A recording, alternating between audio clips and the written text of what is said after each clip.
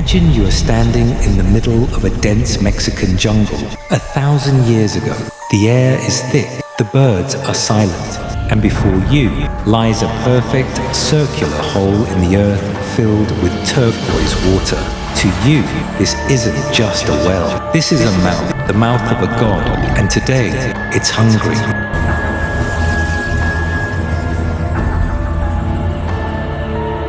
Most people think the Maya disappeared because of drought or warfare. But what if I told you their entire civilization was built around portals? They called it Xibalba, the place of fear. For decades, we thought these were just myths used to scare children. But then, professional divers went down, and what they found at the bottom is changing everything. Today, we are diving into the abyss. We're uncovering the secrets of the Maya underworld and the dark price of power. We're going to see the science behind their magic. This isn't just history, it's a survival strategy. The Yucatan Peninsula is a geological freak of nature. No rivers on the surface, only a hidden, massive labyrinth below. Modern satellite imagery shows that major pyramids, like Chichen Itza, were built directly over these water-filled caves. But why build a temple on a hole? Because the king wasn't just a leader, he was the gatekeeper, the only one brave enough to talk to the lords of death. But communication required a toll, and that toll was blood. Hollywood tells us it was all beautiful virgins in white dresses, but the truth found by underwater archaeologists is much darker. They found hundreds of bodies. Many were painted blue, the sacred color of Chak, the god of rain. Most disturbingly, many of these victims were children. In the Maya mind, they weren't being murdered. They were being sent as messengers. This was a high-stakes diplomatic mission to the underworld. If the messenger didn't arrive, the rain wouldn't come. The crops would die. Inside the caves, the atmosphere changes. This is where the lords of Xibalba wait. 1 death and 7 death. Divers often encounter a terrifying sight, a thick, smoky cloud deep underwater. It looks like a solid floor, but it's actually a toxic gas. To an ancient Maya priest in a canoe, this cloud was the literal border between life and death. But the priest didn't go in empty-handed. They used a combination of deprivation and chemistry to hack their own brains. They used seeds and toad venom to enter a trance. In this state, the monsters of the cave became 100% real. The jaguar god of the underworld, a creature of darkness that demanded absolute obedience. When the priest emerged from the darkness, his visions became law. He told the tribe where to move, who to fight, and when to plant. This was the ultimate control. By conquering the underworld, the priests and kings became living gods. For 1,000 years, these secrets stayed buried, until now. In 2026, we have tools the original explorers never dreamed of. LiDAR technology allows us to strip away the jungle digitally. It's like having X-ray vision for the Earth. And what LiDAR found was shocking. A literal paved road underwater, connecting multiple cenotes like a subway system for spirits. Along this road, divers found something that defies explanation. Elongated skulls, intentionally deformed to look different. The elite Maya would bind the heads of their infants. They wanted to look like the gods they saw in their drug-induced visions. These aren't just graves, they are perfectly preserved time capsules, tunnels that have been sealed for over 1,200 years. But then, the music stopped. One by one, these massive cities were abandoned. The king gatekeepers lost their power. But why? For centuries, we blamed war. But the water in the cenotes tells a different story. A story of a hidden, chemical curse. The Maya were victims of their own geography. Sea levels began to rise, and salt water started seeping into their fresh water supply. They didn't know about seawater intrusion. All they saw was their corn, their lifeblood, shriveling and dying, no matter how much they prayed. The kings panicked. If the gods were angry, they needed bigger sacrifices, more blood, more messengers to Xibalba. But the sacrifices didn't work. The water stayed salty, the magic was broken, and for the first time, the people stopped believing. They didn't die out, they just walked away. They left the cities to the jungle and moved toward the coast, looking for a new life. Within 100 years, the gates to hell were overgrown and forgotten. The lords of Xibalba were left in total darkness. But history has a way of repeating itself. What happened to the Maya is happening again right now in 2026. Today, those same cenotes, the portals to the gods, are being filled with modern waste and pollution. Modern divers aren't just finding bones anymore. They're finding a toxic soup that threatens the survival of the millions who live there today. Remember that misty cloud the priest saw? Science calls it the Halocline. It's where fresh and salt water meet in a shimmering, blurry haze. To the ancient mind, this distortion was proof of a different dimension. To us, it's a delicate chemical balance that is failing. We have only explored about 10% of the underground river system. There are thousands of miles of tunnels that haven't seen light in millennia. In the last year, a drone found a chamber that shouldn't exist. A temple built entirely inside a flooded cave. Inside, they found statues of guardians that don't look like any Maya art we've ever seen. They look different. Some ask, did the Maya copy their gods from something they actually saw?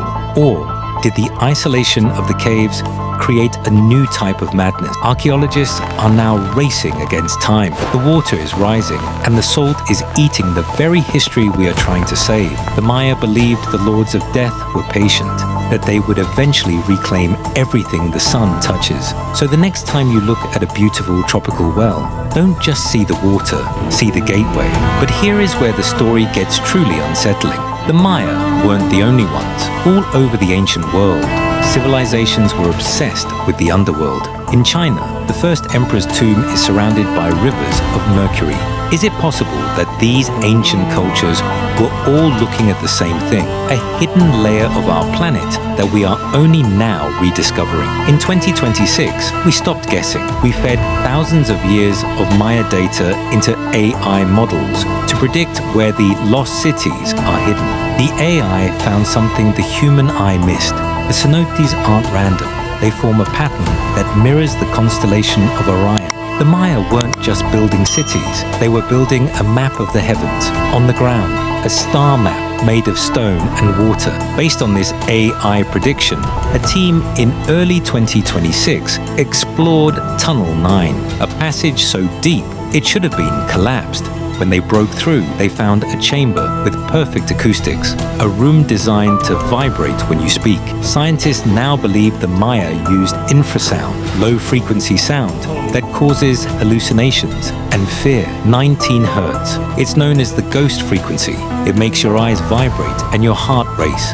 The Maya were master engineers of the human brain.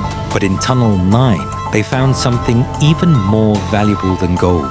Sealed stone boxes. Inside, the lost books of the Maya. The Spanish burned almost all the Maya books in the 1500s. These boxes could contain the only written history by the Maya themselves. But we can't just open them. After 1,000 years underwater, the air would destroy them instantly. We need a dry extraction. Early scans suggest the books contain astronomical data that is impossible. They track the movements of planets we haven't even named yet. Every major civilization had watchers, people who did nothing but track the sky. But why were the Maya so obsessed with the death of the sun? They believed that every 5,125 years, the world resets, and that the reset starts with the water. As our own sea levels rise today, the Maya's obsession with water portals is starting to look less like a religion and more like a warning. Some researchers believe the Maya didn't disappear.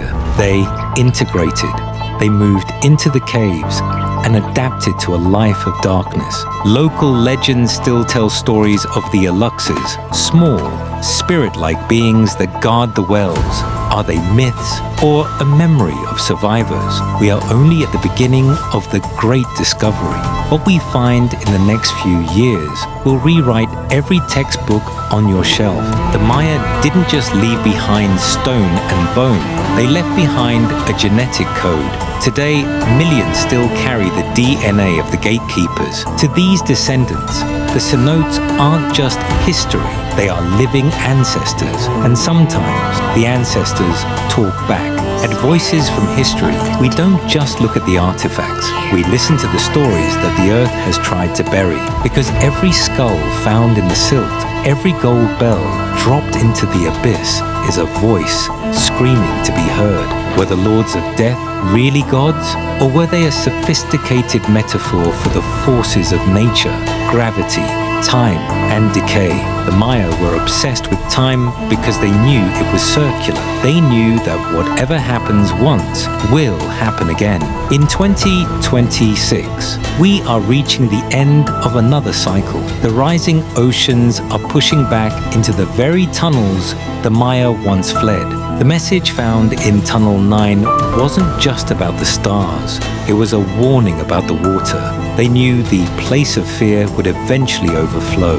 By throwing their most precious items into the wells, they weren't just praying, they were archiving, leaving a message for whoever came next.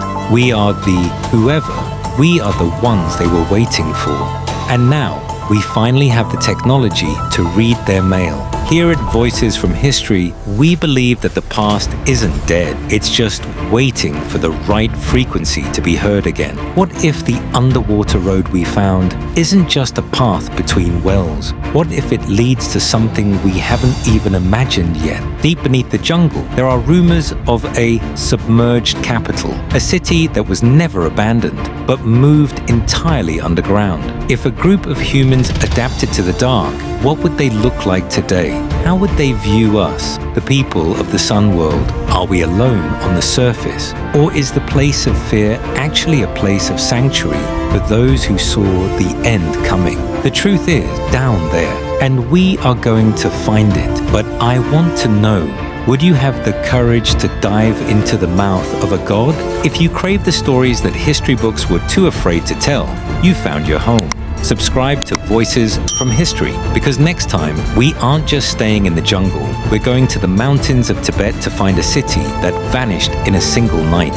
Check the pinned comment below for the full archaeological report from 2026. Join the conversation. The past is calling.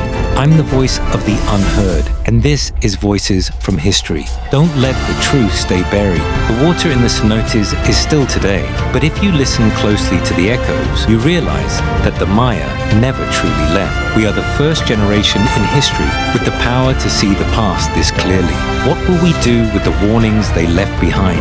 History isn't just about dead kings, it's about us. Join our community of explorers. Together, we are digging deeper than the textbooks ever dared. In our next episode, we unlock the Vatican's secret archives regarding the Americas. What did they find that they had to hide for 500 years? Before you go, I want to hear your theory. Do you think the Maya gateways were just religious, or were they something technological? If you enjoyed this dive into Xibalba, you need to see our investigation into the lost city of the giants found in the Amazon. The Earth remembers everything, and eventually, it always speaks. Voices from History, produced for the curious, directed by the truth. Follow us on our journey across all platforms. The deep dive continues every week, because remember, the jungle is still silent, and the gods are still hungry.